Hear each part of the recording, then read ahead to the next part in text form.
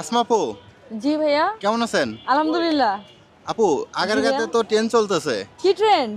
এই যে সবাই কেক উল্টা দিচ্ছে, তাই নাকি? আপনি এই তরকারি উল্টা দিতে পারবেন? কি বলেন ভাই? কি বলি মানে, সবাই তো উল্টা দিচ্ছে। আপনি কি শুরু করছেন? এটা আবার কি কথা বলেন? তরকারি উল্টে দিব?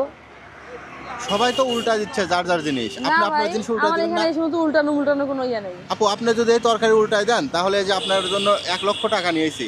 1 লক্ষ টাকা আমি এই পুরো কড়াইটা উল্টে দিব? জি আপু। 1 লক্ষ টাকা দিবেন এর যে বিনিময়ে? জি আপু, এই দেখেন। ভাই, আপনার রাস্তা মাপেন। ও সমস্ত সস্তা ট্রেন্ডের ভিতরে আমি নেই উল্টে দেওয়ার। প্লিজ, খাবার কেন নষ্ট করবো ভাই? আপু, খাবার তো নষ্ট হচ্ছে না, আমি তো না না না আপনাকে ভাইয়া, টাকা দিচ্ছি। যেটাই হোক আপনি যতই যাই করেন তারপরে তো খাবারটা অপচয় করবেন, আপনিও অপচয় করবেন। তো আপনি অপচয় করলে তো আমি আপনাকে সহযোগিতা করা, তাই না? আপু, আপনি তো এই খাবার বিক্রি করবেন তাই না না? ভাইয়া না, আমি আমি তো কিনে দিচ্ছি। ভাইয়া আমি এই ফেলে দেওয়া উল্টে দেওয়া এই ট্রেন্ডের ভিতরে নাই ভাইয়া, সরি। আপু, আপনি কিন্তু 1,00,000 টাকা মিস করতেছেন। না ভাইয়া, আমার এই বিক্রি এর থেকে ইনশাল্লাহ বেশি বিক্রি করবো।